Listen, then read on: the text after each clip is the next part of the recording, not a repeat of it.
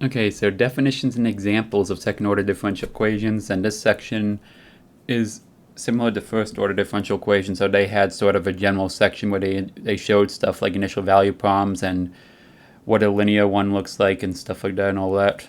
This one's you start off second-order differential equations by also doing some more general ideas where you're not really solving. You don't really solve the equation. You're more looking at how the solutions look and all that, and what a linear equation looks like.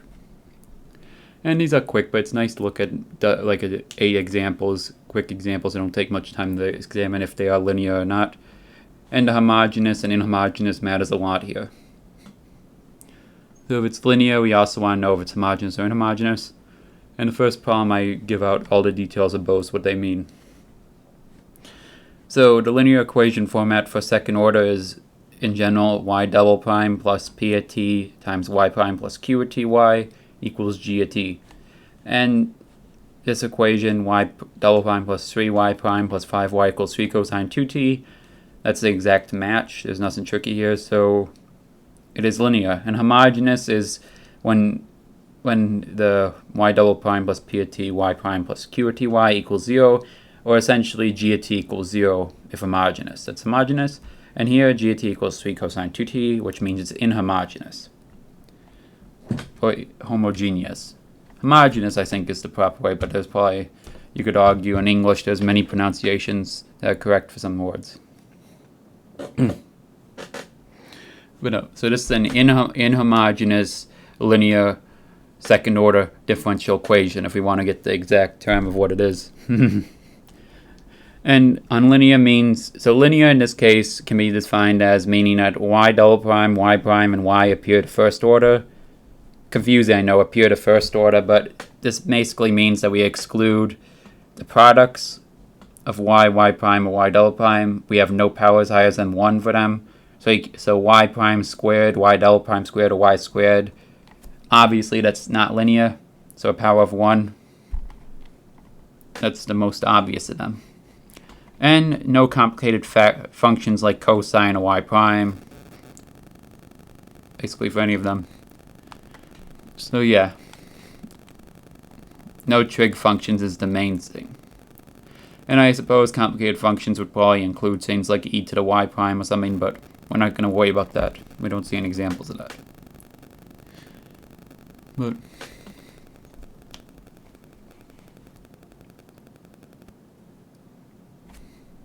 But no, basically, you don't want that, though. We're looking at linear, so let's go on. So t squared y double prime equals 4y prime minus sine of t. We can rewrite this by subtracting 4y prime from both sides, and we divide by t squared on all the terms. So we get y double prime minus 4 divided by t squared, y prime equals negative sine t divided by t squared. And that's a linear equation with p at t equals negative 4 divided by t squared and q at t equals 0. Yeah. So p at t and q at t can be equal to 0, and it'll be considered linear. You know, as seen here. But the same form as seen there, so it's a linear equation. And g at t equals negative sine t divided by t squared, so it's inhomogeneous. And this problem shows that you have to sometimes rearrange the problem to specifically see that it works, that it is a linear equation. Yeah, notice sine of t, and you can have sine of t, cosine t, any trig function of t, and it's fine. It just can't be of the y term. Y prime, or y double prime. So here's one that's nonlinear. An equation that's nonlinear because we have a nonlinear term when you expand out. So it's t squared y double prime plus 1 minus y times y prime equals cosine 2t. You distribute the y prime, and you see it's t squared y double prime plus y prime minus y times y prime, nonlinear term, y times y prime, product of them, so it's nonlinear. Here's another one. We put it in terms of y double prime by first subtracting 4y, then dividing every term by t. Besides by t, so it gets. And this is the same form of linear equation where p at t equals sine t divided by t, and q at t equals negative 4 divided by t, and g at t equals negative cosine 5t divided by t. So linear, but inhomogeneous. It's inhomogeneous. t squared y double prime plus 4y times y prime equals 0. Y times y prime, again, we have a nonlinear term, so equation is nonlinear. 6, we have it already in that form, so it's linear equation, p of t equals 4, q of t equals 7.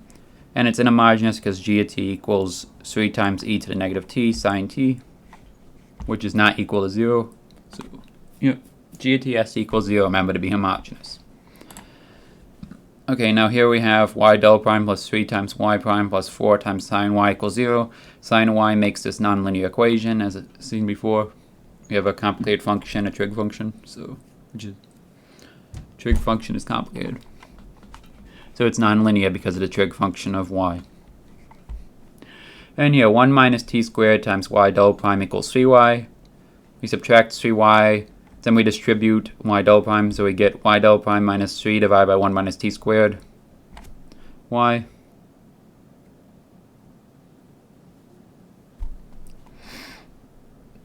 What?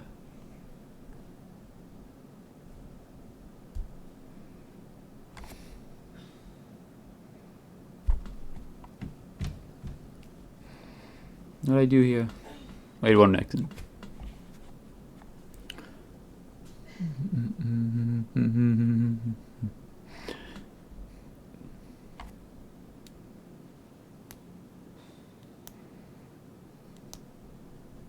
Oh wait, okay, now I see. So you get 1 minus t squared y double prime minus 3y equals 0 from subtracting 2y. Then you divide everything by 1 minus t squared to get y double prime minus 3 divided by 1 minus t squared times y equals 0.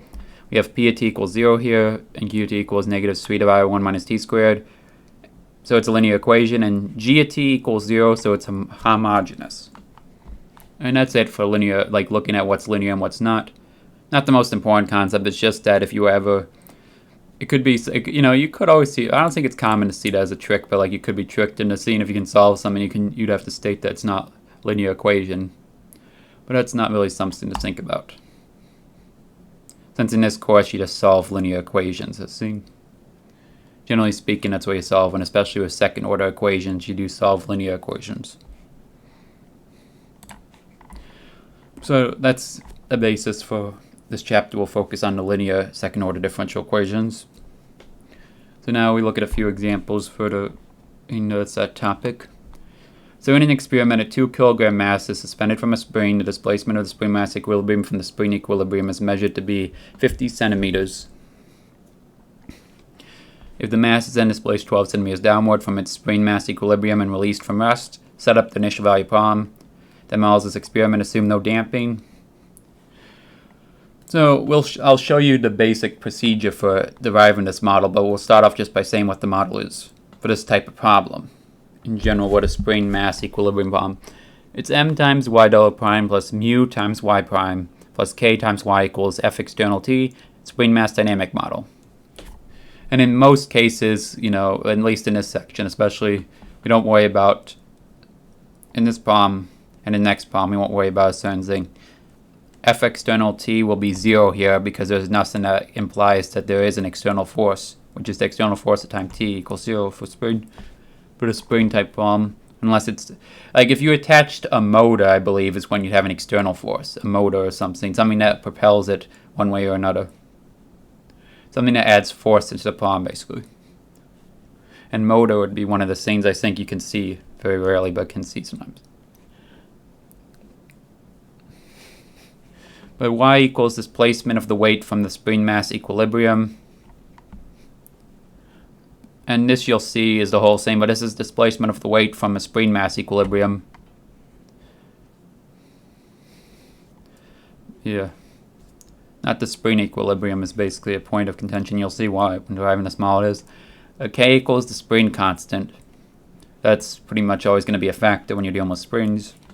And mu equals the mu times y prime. Mu equals damping constant, damping coefficient. Well, it doesn't have to be a constant. It can be though, or it can be a function of t. But it equals 0 for this problem, as it said, no damping. And m equals mass of weight, which is equal to 2 kilograms. And that's used for some calculations at times.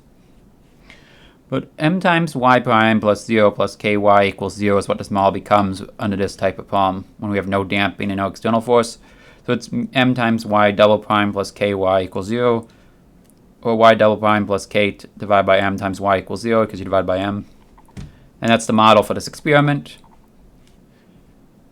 So we basically have to figure out what k is, and we could just go from there like by stating what k is, but let's look at what k should be. So to solve for k, let's look at how a model was derived. A slightly brief. I mean, this is a little bit briefer than what you'd see if you had to do it from scratch. But the general idea is that the total force equals F, attraction to Earth's forces, attracting it to Earth. This is like the spring mass equilibrium model is basically based on F total equals F Earth. And this means that m times x double prime, because we'll assume that x equals displacement in sprint at time t, and x prime is velocity, and x double prime is acceleration, as we've seen before. So ma basically, m times x double prime is m times a in this case. It's equal to mass times gravitational force to Earth minus k times x, which is part of Hooke's law, minus mu times x prime, your damping thing, plus f external t. And we let t star equals time when system at equilibrium. So x t star equals x star. See, displacement at equilibrium basically. It's displaced. Its position at equilibrium, that is, I mean. X prime at t star equals v prime, that equals v at t star, which is equal to 0. At equilibrium, velocity is 0 and acceleration is 0. It's basically the same. So x double prime t and x prime at t are both 0. And f external t star equals 0, because t star is the time when system at equilibrium. So external force would be 0. I'm pretty sure even if there is a motor at equilibrium, there'll be 0 external force. It's the idea. Just in general looking at this, so we edit this. So it's 0 equals mg minus k times x star minus 0 plus 0 basically. So it's just this thing. So kx star is added both sides, so you get kx star equals mg, and k equals mg divided by x star. And that's how you'd solve for it. So x star is given in this problem here, and m is given, and g is a constant, 9.81. Or 9.8, sometimes people round just to 9.8. 9.81 is also acceptable often. We can solve k from this and get our specific model for problem, but there's more to this. The base model at start comes from kx star equals mg being placed in model and continuing from there. You don't really need to know this on a test, generally speaking, but it's good to look at. See a quick process of this from here. So m times x star equals mg minus kx minus, m times x double prime like before is our model. The early model was x. And we basically are going to convert this in a way that, so we have y. You see, that's the difference. Is that x equals displacement in spring at time t, y equals displacement of the weight from the weight of the spring mass equilibrium, while x is this displacement in spring. So that's why we have to convert it. But we use kx star equals mg, which is here, as I write here, and we plug this in for mg. So m times x double prime equals kx star minus kx minus mu x star plus f external t. We basically divide out negative k, so it's negative k times negative x star plus x, and then we switch it around, so it's negative k times x minus x star. And we let y equals x minus x star, and the finding y at t is, I said at the beginning, basically it's the y at t is the displacement of the weight from the spring mass equilibrium, which is what x minus x star is. When you draw out the whole model, I'm not drawing it out here, but you'd see this in your in a classwork example. You'd also have a drawing with it. So y prime equals x prime and y double prime equals x double prime is the consequence of this, and you can plug that into this model. So m times y double prime equals negative k times y minus mu times y prime plus f external t, and this is the model as seen at the beginning. You just add terms to both sides to get it, so it's m times y prime plus mu times y prime plus k times y equals f external t. Yep, see? Same model in red. And now we use the fact that k equals mgx star. Well, I'm going to do it like this. You could solve for k and get a k values and just plug it into this model as well as your m. Technically, we can in how this model works, the equilibrium idea and all that, it cancels out the mass. So the mass will not really matter as long as everything else is the same. By the way, you can calculate it by mass, but I just showed. But yeah, you can plug in k value of mg divided by x star into k divided by m here. So it's y double prime plus mg divided by x star times m times y equals 0. So it's just y double prime plus g divided by x star times y equals 0. So then you plug in to get our model. So it's 50 centimeters as the problem states at the start. So its displacement of the spring mass equilibrium from the spring equilibrium is measured to be 50 centimeters. And that's what y is. So, and that's equal, you put this in your standard units, and meters is standard unit, so you just divide by 100 to get 0.50 meters. And g is always 9.8 meters per second squared, that's why you also wanted meters. So the units will work right. And then y double prime is plugged in and you solve, so it gets y double prime plus 19.6y equals 0. In our initial value problem, we have that plus our initial two terms, y prime of 0 and y 0. So it says at the beginning 12 centimeters downward is displacement. And in our model, it's used so that down is positive, up is negative. So it's downward. So y of 0 equals 0.12. And released from rest, like it says, means that v of 0 equals 0. So y prime of 0 equals 0. Because y prime is velocity. So velocity is 0, so at time t equals 0. So y prime is 0 equals 0. That's our initial value problem, these terms here. And this is just one page for this because it's the same type of problem, just 5 kilogram mass. And it's measured to be the same type of equilibrium as measured from the spring equilibrium, 75 centimeters. It's displaced this time 36 centimeters upwards from the equilibrium. And then given a sharp downward tap imparting an instantaneous downward velocity of 0.45 meters per second. So, and then same thing, no damping. And we have no external force as well, because it's not set anything in the problem. So we have y double prime plus km y equals 0. Km times the y. So I'm just going to skip all the formalities and quickly we'll plug in just k equals mg divided by x star. And we simplify down to y double prime plus g divided by x star times y equals 0, because it's the same logic as before. G equals 9.81 meters per second squared. X star equals 0.75 meters because it's 75 centimeters, so divided by 100 is 0.75 meters. Plug that in, we get y double prime plus 13.08 times y equals 0. 36 centimeter displacement. It's upward, and in our frame of reference, upward is negative, so it's y of 0 equals negative 0.36. And downward velocity, so it's not from rest, so it's y prime of 0 equals 0.45. It's positive. Positive 0.45. And that's our initial value problem here, the model of this experiment. And that's it for that type of problem. There's 2 examples on it. So now it's time for the other concept that when you're solving these comes up some talk about what these solutions look like and such. And different qualifications around it. So we show by direct substitution in these 2 examples that the given functions y1 at t and y2 at t are solutions of the given differential equation. Then verify again by direct substitution any linear combination c1 y1t plus c2 times y2 t have the 2 given solutions is also a solution.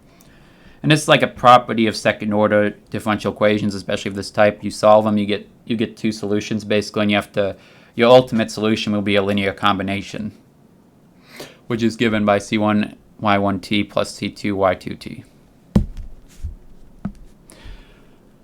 y2t. That being said,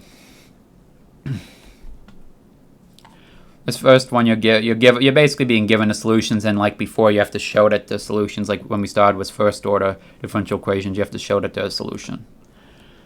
So y double prime minus y prime minus 6y equals 0. We have y1 of t equals e to the 3t. y2 of t equals e to the negative 2t. And I put them in colors to make it at least a little bit better. So y1 prime and y1 double prime, basically it's 3 times e to the 3t. You just drop down to the exponential term, and then it's again the exponent term goes down, so it's it's the derivative of 3t, so it's 3, and then again 3t's derivative is 3, and it's so 9e 3t and 3e 3t. And we plug these into this form. So 9e to the 3t minus 3e to the 3t minus 6 times e to the 3t equals 0. And you basically check by algebra that this works, and it is. 9e 3t minus 3e 3t minus 6e to the 3t. You combine like terms, that's going to be equal to 0, so 0 equals 0. Basically left and right side both agree, so it's checked. So that is indeed a solution. This is a way to check your solutions if you have all the time in the world. Basically, this should be something you can do. Was it?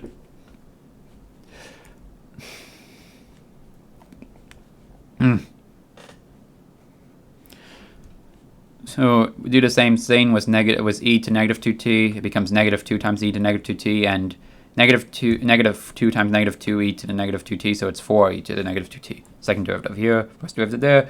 An original function, just e to negative 2t. You plug these in. This becomes, so it's 4e negative 2t plus 2e to negative 2t minus 6e to negative 2t equals 0. And indeed, that is the case. 0 equals 0, so check mark. We have these are both valid solutions. And now we show that the linear combination will be, that any linear combination will be, which is two constants, c1, c2. And this is seen a lot more with, you have to do this kind of process with them slowly, like this showing the process that's done with these problems.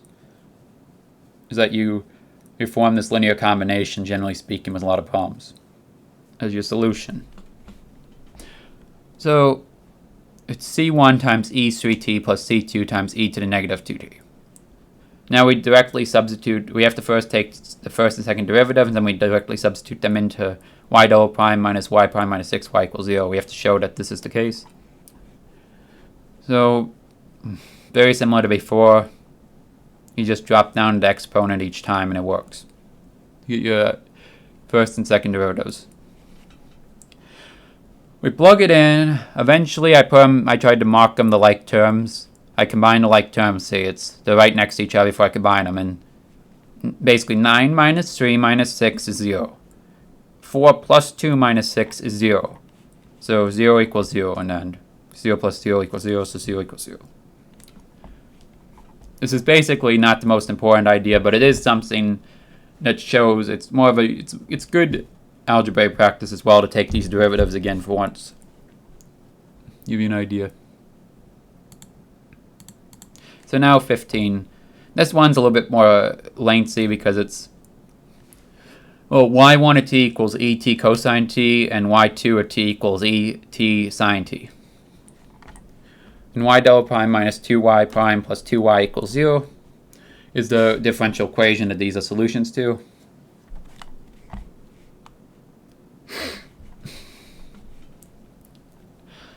So it's tricky because you have a function times a function, and you take the derivative of that. You have to take the product rule, which is derivative of the first times the original plus original of the first times derivative of the second.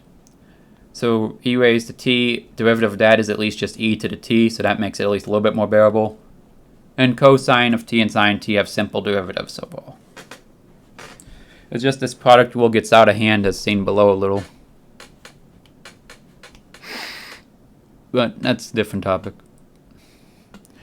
So the first derivative of e to the t cosine t is just et cosine t plus et times negative 1 sine t. So it's et cosine t minus et sine t. And the second derivative, well, it's et cosine t minus et sine t, because it's a, I know it looks weird, but that's how it works, because you're taking the derivative of et cosine t again. And then we do another product rule for negative et sine t. So it's minus et sine t, because again, it's the derivative of e to the t is just e to the t. And then subtract e to the t cosine t, because sine t's derivative is just positive cosine t. And we cancel out et cosine t and et cosine t because it's subtraction. The like terms combined. Then we combine these two like terms to get negative 2 et sine t. And we can plug this in. Distribute out. So they all cancel out and we get 0 equals 0. When you combine the like terms, I have to plug it in. Same thing happens with the second y2 at t solution equals to et sine t. Yeah, same idea. Product rule. Et sine t plus et cosine t is the first derivative. Derivative of sine t is cosine t. Derivative of e to the t is e to the t. Derivative of cosine t is negative sine t, so that happens again here. It's minus et sine t. But similar pattern. Everything cancels out, so it's 0, 0 equals 0. So both of these check out if you pay attention to the math here. And that means the solutions, and then we show that the linear combination is a solution, which is a little bit more messy. But yeah. But this all cancels out. I preemptively so y prime of t is this mess, and then y set double prime of t. Because of the product rule, this happens. You have to do the product rule for et cosine t or et sine t. It gets used multiple times in the second derivative especially. And these things cancel out, you can tell by, because c1 times, basically this would be c1 et cosine, it would be c1 et cosine t minus c1 et cosine t, so those cancel out, and same thing with c2 is true. And you combine other like terms, you get just negative 2 c1 et sine t plus 2 c2 et cosine t for the second derivative. Then you plug all this in with original and stuff, and you get 0 equals 0 as a check. So this is indeed a solution of the differential equation, but it gets cumbersome with just these more simple examples. Like this already is, again, quite a handful to check if you really want to show all the steps and do it properly. And now we have another type, the last major idea. So in 17 and 19, we show that y1 of t and y2 of t are indeed linear independent solutions of the given differential equation, which is a property of these types of solutions are that they will be linear independence will be as shown. And in addition, we then calculate the one-scan and use it to explain the independence of the given solutions. And I summed this down a little bit, shortened it a little bit from what would be original, but this is what's important, is understanding what the one-scan is and also how linear independence is seen. Y double prime minus y prime minus 2y equals 0 is differential equation. Y1 of t equals e to negative t. Y2 of t equals e to the 2t. Don't worry about how these are gone. Basically, like before, you're just messing with the solutions already given. Y1 of t divided by Y2 of t is not equal to k, where k equals a constant, if they are indeed linearly independent. If they do equal a constant, the ratio here, then they are dependent, linearly dependent. Linearly independence means that the ratio of the two functions, of the two solutions that is here, does not equal a constant. That's all it is. So e to the negative t divided by e to the 2t is equal to e to the negative t minus 2t, so it's e to the negative 3t. This does not equal k, which is a constant, so it doesn't equal constant, so they are linearly independent, and that's all part 1 is. Part 2 is this one-scan solving, which is a determinant from linear algebra and calculus 3 and such, other math courses potentially. It's a 2 by 2 determinant, a square determinant. 2 by 2 matrix, basically, for a determinant, 2 by 2 determinant. And it does not equal 0 if linearly independent. So this is always the case. If it's linearly independent, then y1 of t, y2 of t, y1 prime t, and y2 prime of t in this arrangement, the determinant will be not equal to 0 if it's linearly independent. We just showed they are this way. That's just another way of basically doing it. So w of t is what we're going to just refer to the one-scan as. You do the determinant, it's just y1 of t times y prime, or y2 of t prime, minus y prime of 1t times y2 of t. And now we just solve this using so we have to first take the first derivative of both y1 of t and y2 of t and then plug it in here with, then just solve and show that it does not equal 0. But that's all this is asking. It's just a thing you should keep in mind. So y1 of t equals e to the negative t. So the derivative is just negative e to the negative t. Because you just, negative t's derivative is negative 1, so it's multiplied to e to the negative t. E to the 2t the derivative is 2 times e to the 2t. Plug these in, e to negative t times 2e to 2t minus negative e to negative t times e to t. Exponentials, you add them when you multiply them together, so it becomes 2e to the t power plus e to the t.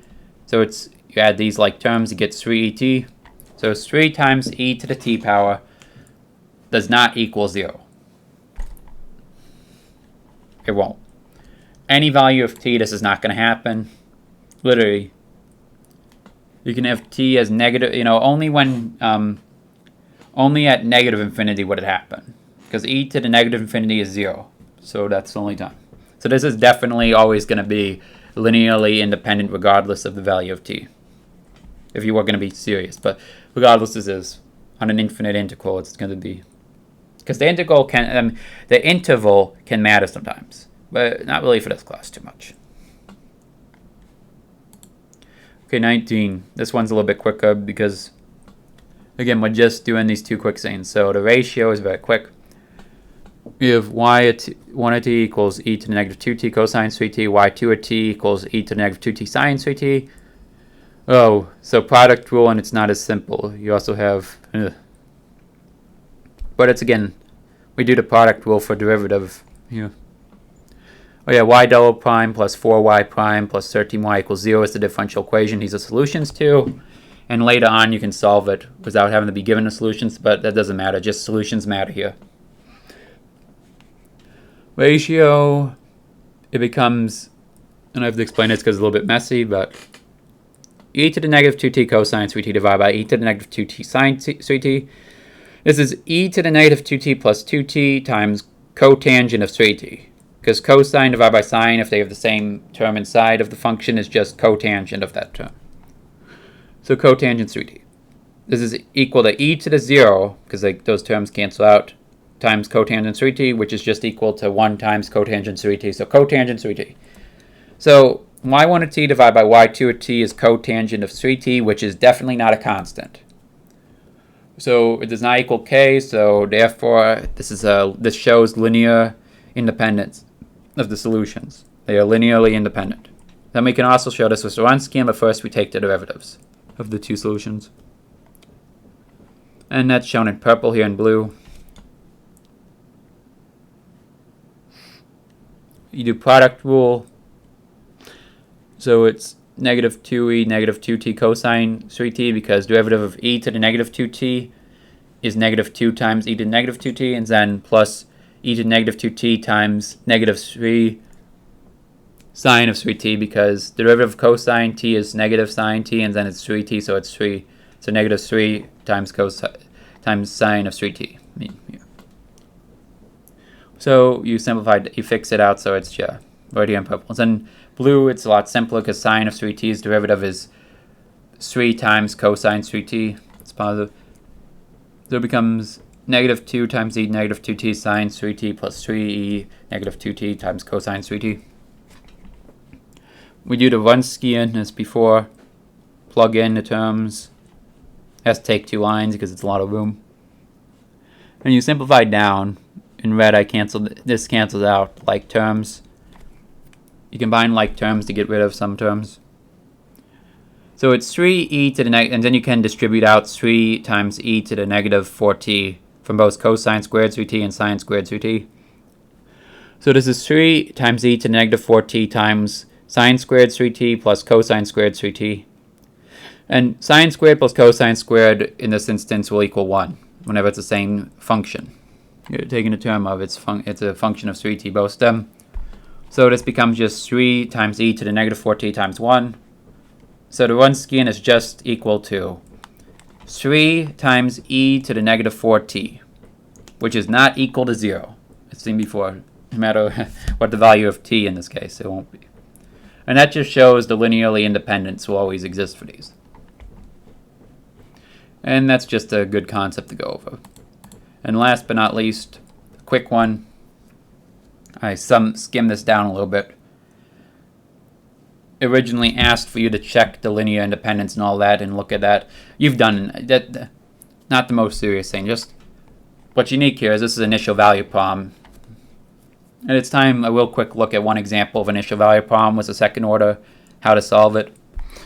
So y double prime plus 16y equals 0. We have y1 of t equals cosine 4t and y2 of t equals sine 4t as the solutions. We want to find the exact solution for y of 0 equals 2 and y prime of 0 equals negative 1. We're given these initial terms. This is how initial value problems work now. You have two initial conditions for the first derivative and the original function. So the solution, the general solution alone will be y of t equals c1 cosine 4t plus c2 sine 4t. And we have to solve for c1 and c2 here using our initial terms. This is what you do after you've solved one of these you get in terms of a linear combination of the solutions. This is the final step in initial value problem, is you have to solve for c1 and c2 because we have two distinct constants unlike before where there was only one, generally speaking.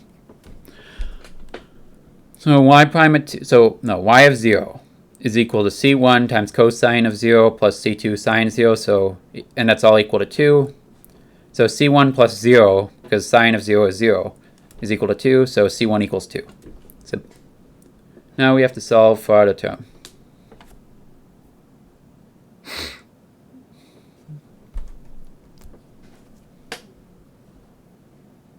This is one way to at least do it.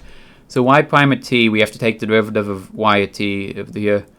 So it's negative 4 c1 sine 4t plus 4 times c2 cosine 4t. Because the derivative of cosine 4t is negative 4 sine 4t, and derivative of sine 4t is 4 cosine 4t. That's all you did. So y prime of 0 equals negative 1, which is equal to negative 4 c1 sine 0 plus 4 c2 cosine 0, and sine of 0 is 0, and cosine of 0 is 1. So that simplifies down. So negative 1 equals 0 plus 4 c2 means that 4 c2 equals negative 1, so c2 equals negative 1 divided by 4, so negative 1/4. That's what it is. Then the solution is y of t equals 2 times cosine 4t minus 1/4 sine 4t. And that's all you do for initial value problem at the end, is solve for your two constants and see what they equal.